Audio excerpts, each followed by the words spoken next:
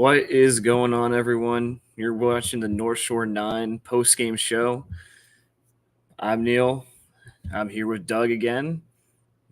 Pirates lose 6-3, Doug. It was a lot happier when we logged on yesterday. Yeah, it sure was. But before we get to the game, I real quick want to say I was thrilled that the Pirates were playing on Jackie Robinson Day in New York. I think we should just – we don't appreciate Jackie Robinson enough. If he wasn't the player that he was, and probably more importantly, the man that he was, we don't get Roberto Clemente. We don't get Willie Stargell, and Dave Parker, and Andrew McCutchen. So take a second to think about, what Jackie Robinson did for baseball and for the country as a whole. And now we can start talking about the game, which is a much less significant or interesting subject. Yeah.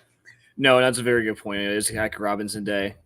Is it new this year where they put the blue letters in the 42? Are the blue numbers? It's the first time I noticed. I mean, it stood out to me too. I don't think they've done that in the past, but it was. I mean, it was confusing me there when I first tuned in. Right? Yeah. Like, what are these uniforms? So.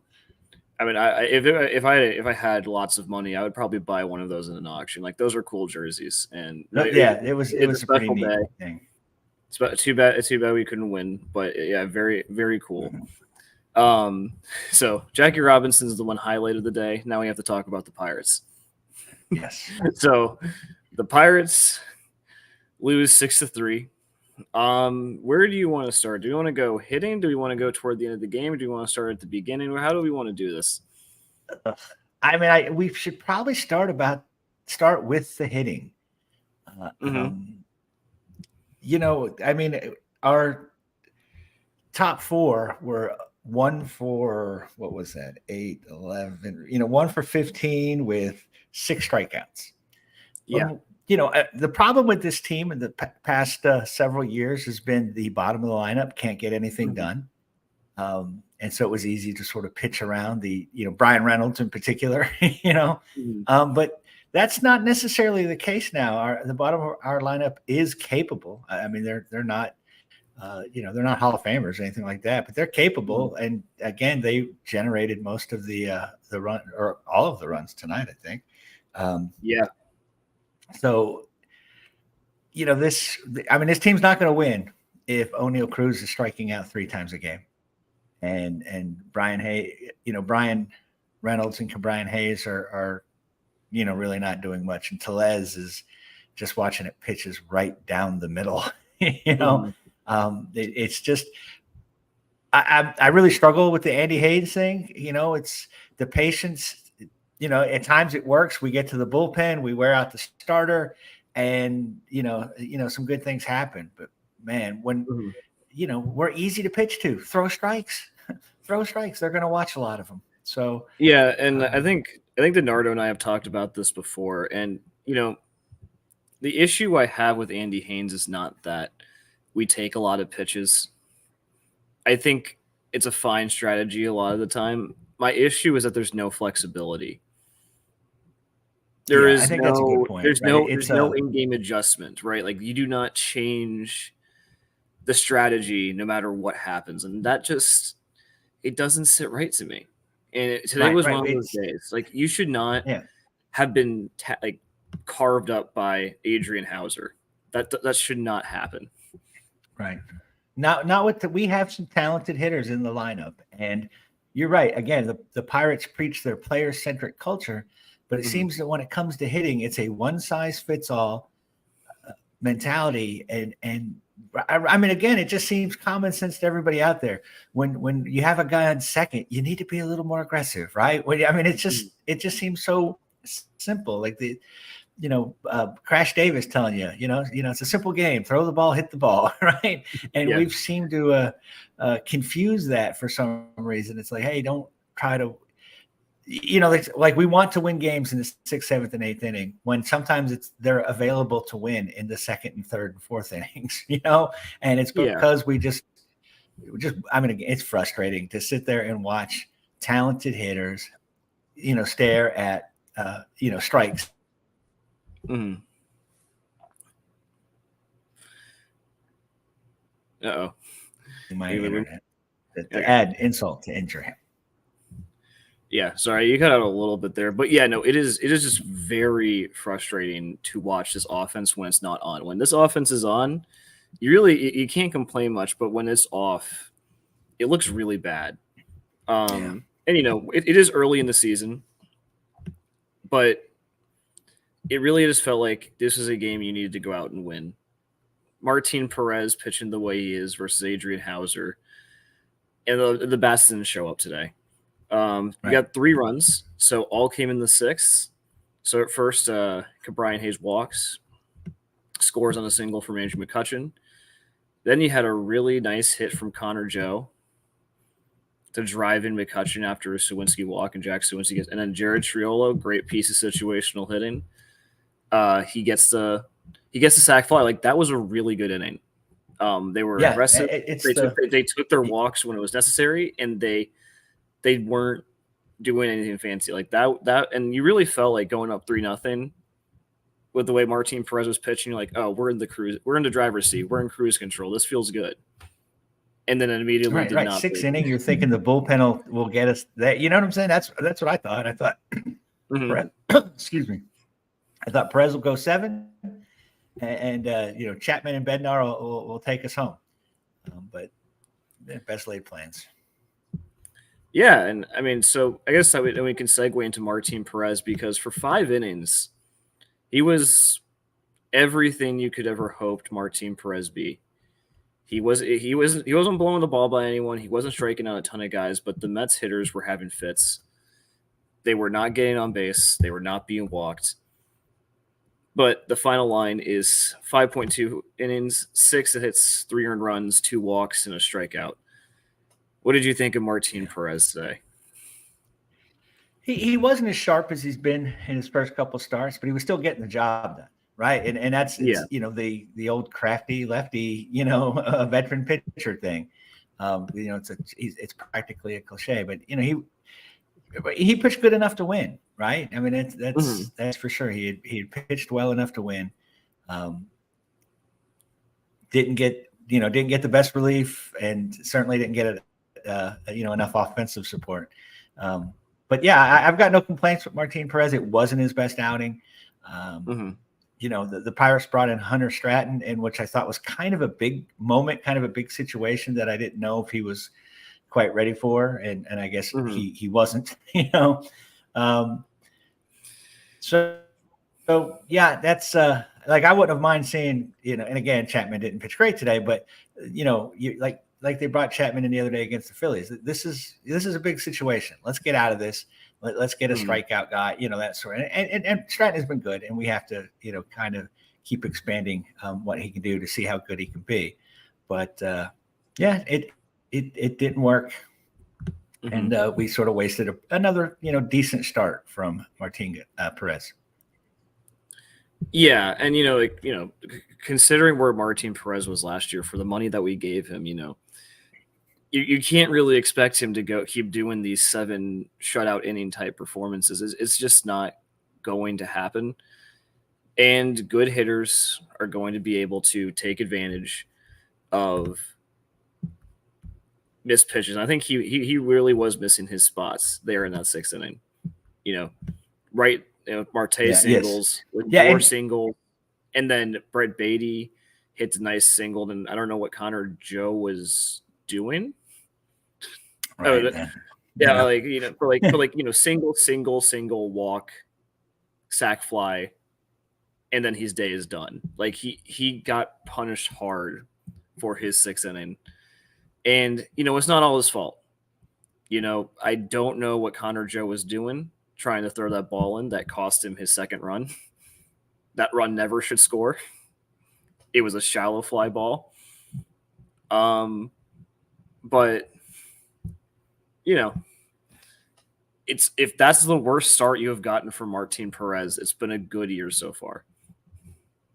Oh yeah, absolutely.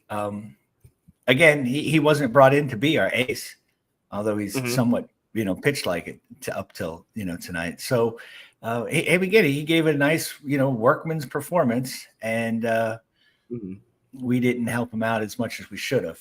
He wasn't his best, but again, he was good enough, and he went into that inning with a 3-run lead, and the wheels sort of came off, as they often do with this team, and it's sort of sloppy play. The Connor Joe mistake didn't really cost us anything because the next guy hit a double, which they would have all scored the same anyway. But again, it's just indicative of that this team is not firing on all cylinders now. It's barely firing on any at all. So, so they've got a lot of stuff to tighten up, or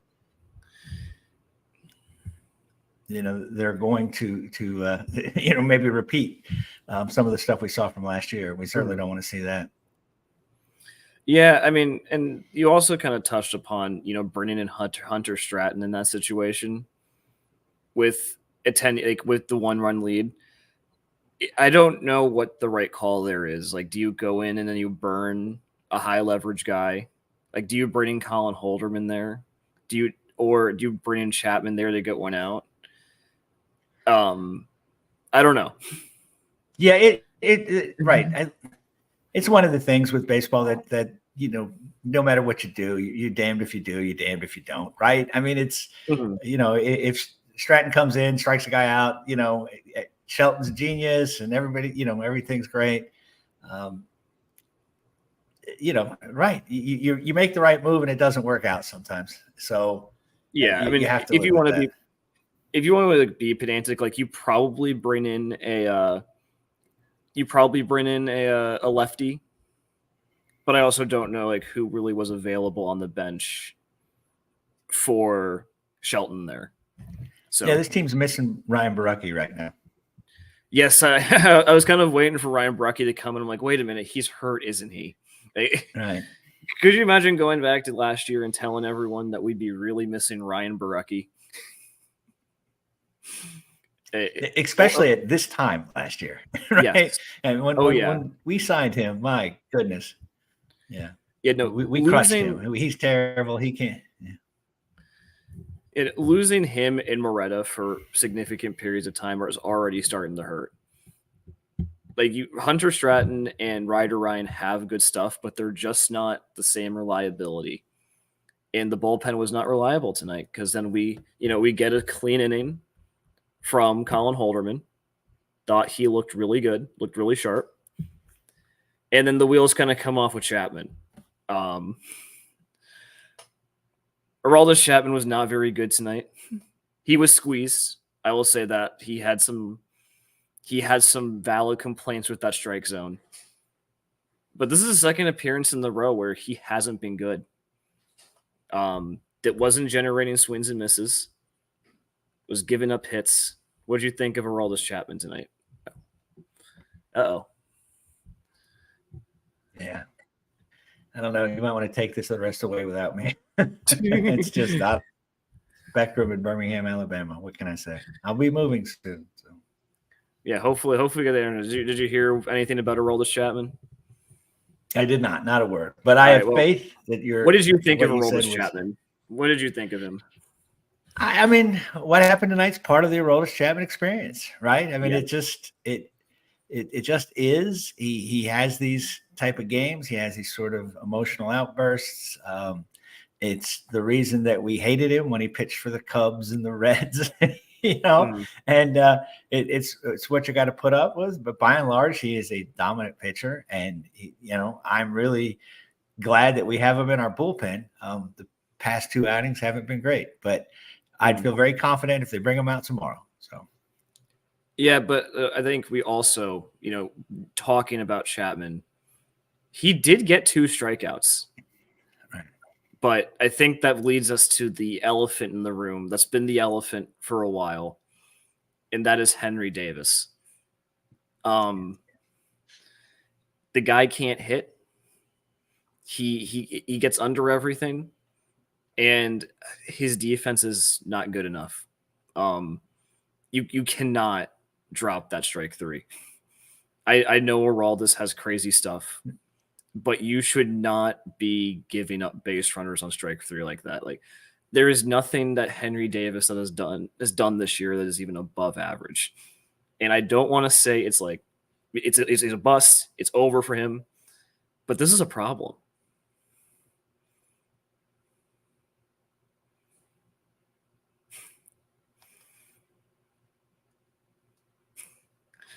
Okay, well, we lost Doug there for a minute.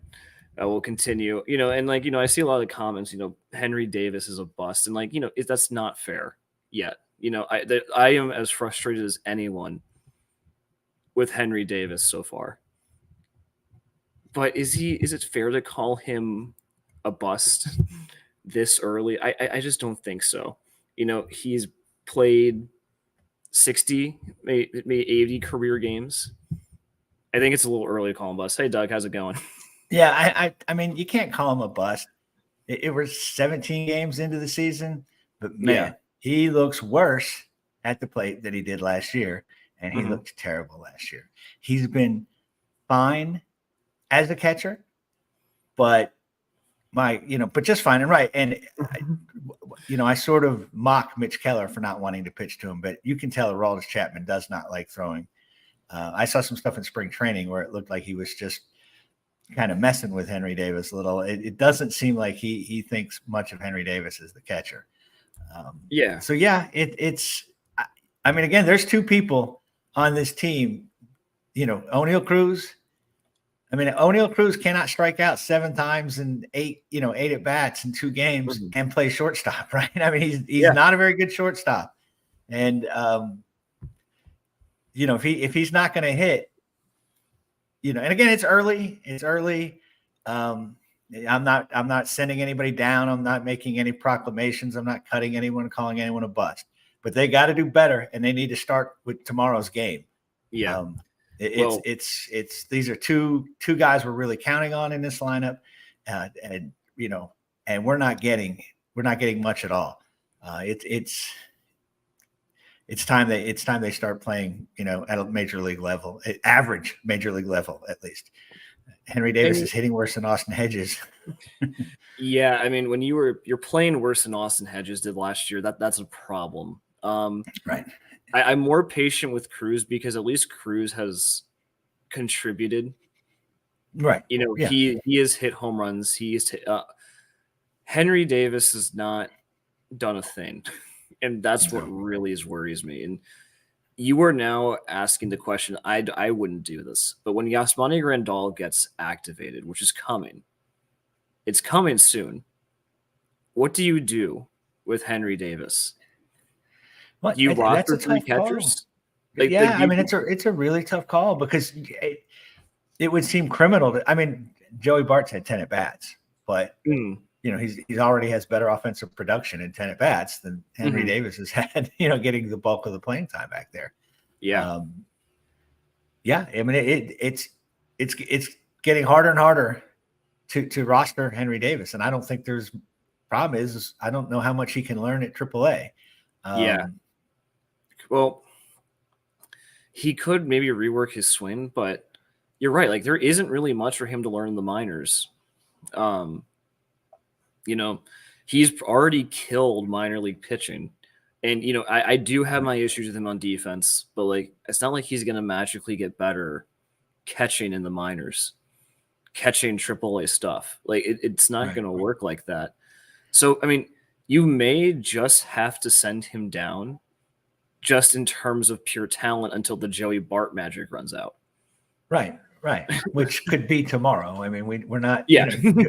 Joey Bart has already been also established as a bust, right? Yeah, exactly. And given up by the team that took him second overall in the draft. Mm-hmm. So, I mean, it's tough. It's a tough position. We made. Remember, a year and a half ago when we just thought, gosh, who's going to catch Henry or Endy? And, well, God, neither one of them, quite frankly, from what we've seen. Yeah. So yeah, I mean, it's not. You were really hoping that you had two strong catching options, right, going into the 2023 season. Now you're kind of looking down the barrel of potentially not having zero. Right. And obviously you have to wait till Andy comes back, give him some chances, but we really need to see Davis do something better because it's not working. Yeah.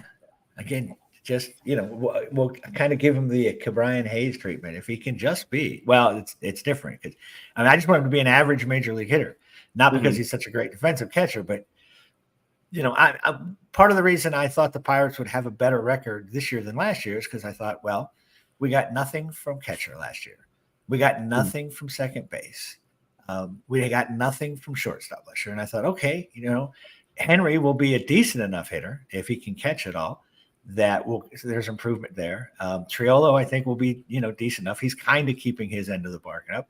And O'Neal Cruz, is going to be much more productive than the imposters we ran out at shortstop most of last season after his injury. And again, the only one holding up his end of the bargain right now is Jared Triolo, who, once again, he was our best rookie last year. And now out of these, the guy that you expect the least from is sort of outperforming the other two. And I would say that Cruz is still better than anyone else we threw out at shortstop last year. Oh, yeah. I mean, like I said, he got 4 home runs. I think the other guys that we put out there probably didn't have that many all year. Exactly. Yes. But yeah, Cruz, I just feel like this is going to be something we're going to see with Cruz. It's just the nature of the player who he is. Or he's just going to go through stretches like this. You see it with Ellie De La Cruz on the Reds. Yeah, kind of. I don't think it'll be like, disappear for 2 months at a time like old Jack Sawinski. But no, when both these guys are not hitting, it's a problem, especially when Cruz is hitting leadoff. Because he has not looked competitive ever since he hit that home run against Philly. Right, the rest of the at-bats have been kind of miserable. Oh, it's been awful the last couple of games. It's just been, it's just strikeouts. It's just strikeouts. Right. But he had a 4-pitch walk today, right? But I will say at the very least, we are still 11-6. We're still close to the top of the division. The Brewers are losing. Right. But what did you think of Chapman's ejection? Because I think that's the last real notable thing to talk about from today. Yeah, he walked to the plate, he put the glove up, he said something. He probably said, some of the, magic words because it was quick. That was a quick hook. Mm-hmm. Shelty ran out there and, you could read his lips and he said, why'd you throw him out? So it wasn't something, it was so obvious that they saw it from the dugout. But yeah, again, he's an emotional player. I don't really have too much of an opinion about it. I don't trust any of the umpiring is just terrible at every single thing they do now that, that balls and strikes, throwing players out when, just so yeah, it might have been a quick hook, but again, I don't know what Chapman said. I imagine, he is he's an agitator. So it's not just the opposing teams that he gets under the skin of. So but yeah, he had that was a legitimate beef. He had a strike on I can't even remember who it was. But, he wasn't getting the best calls, but every pitcher in baseball should be used, and every hitter in baseball should be used to that because umpiring is terrible. It's been terrible for several years now, and you got to adjust. You have to keep your cool. My only real gripe is that I have no idea how Francisco Alvarez survived yelling at the ump way longer than Chapman did. True. And Chapman gets ejected after a couple words. Like those must have been some really bad words. He must have used some of the special ones because it was quick. He put the glove up and boom. Maybe Francisco Alvarez is like the umpire is getting heated because of that, and the next guy who spoke to him, like, all right, he's gone. That's true. But ultimately dropping the bucket for what was a pretty depressing game from the bottom of the 6th onwards. Right. Well, and honestly, until that 6th inning, again, Martin Perez was fine, but the hitting, the offense was really lacking. We get a good 6th inning at the top of the 6th, and then just like that, it kind of crumbles. And if we want to temper this too, we are still averaging over 5 runs a game. And if the situation down from 7 or 8 first week, right? And I will say the situational hitting has been better this year, because I remember last year tearing my hair out on half the post games, talking about how we can't even get a sac fly. Right. Right now, like I said, it's at bottom of the lineup. It's Connor Joe down there. It's Jared Triolo. Those kind of guys. Alika Williams when he comes in. Swinsky's moved down a little now. Right. It's not the gaping hole that it used to be in the lineup. Really, we need better efforts from everybody. It's easy to single out Henry and O'Neill Cruz, but Hayes has not been, lighting it up. Reynolds is not. Kutch certainly hasn't been. He been a little better these past 2 games. He's always a slow starter, so I've never been. I don't worry about him until June, because for most of his career he was a 200 hitter in April and May, and then in June he's like, he and Brian Reynolds share that that in June they're 400 hitters, but it's we still are sloppy. We're still just confounding sometimes in the ways that we allow runs and allow things to happen. You're just again, like the Connor Joe thing didn't cost anything, but it sure didn't look good. It's just another error. And I guess the thing about the errors with me, do you remember in 2021, Shelton's first full season? That was my favorite thing about him at the time, is that the team was so fundamentally sound. I remember listening to the Braves broadcasters talking in a Braves game, down in Atlanta, and they're saying, man, this team comes out and takes infield, 45 minutes an hour before every game. No other team does that. And we had one of the better fielding percentage, and apparently now, I guess, I don't know if we've stopped doing that, but this is one of those Casey Stengel, can anyone here play this game sometimes? It's like, man, sloppy. No fundamental soundness whatsoever. So a lot to work on, but there's still some positives. Yeah, and I guess this has been a negative show, and we're going to get out of here soon, because I think we talked about the game, but it is good to know that you look around the league, see everyone else play this sloppy, and again, we saw the Phillies series, how many runs they gave us, so it's not just us. Right? Baltimore gave us right. Right. Yeah, it's all over baseball. As Pirates fans, it's always hard to keep the positive energy going, because every loss feels like the end of the world. Like every loss feels like we're careening off, or careening down the cliff. Right, we're still at bat. And you're like, oh no, here we go again. It's right. Like I said, we suffer from Pirates traumatic stress syndrome, and we earned it. It's not it's not necessarily overreactionary. So. Hopefully they'll come back tomorrow. Jared Jones is pitching. I'll be, looking for, I circle that every time now. So yes, looking forward to seeing what he does. And then of course the dominant Brady Falter will be following. So, we're not even a month. So there are things to look forward to. We're not a month in. We're gonna have Quinn Priester and Billy Falter in our rotation. But that'll be later in the series. But I think we're going to get out of here. I think we've covered pretty much everything we can talk about this game. Thank you all for watching. Please subscribe to the channel. Hopefully you can tune in tomorrow and win some sandwiches after a Pirates win. But thank you for tuning in, and let's go Bucks. Thanks, guys. Let's go Bucks. And one more time, shout out Jackie Robinson. Hey, you all. Thank you for watching. I know we try to provide the most entertaining content that we can, and we'd love to spread it to as many people as possible. So I know it doesn't seem like a lot, but if you could take the 5 seconds to like this video and subscribe to the page, it helps out so much more than you know. Thank you, and let's go Bucks.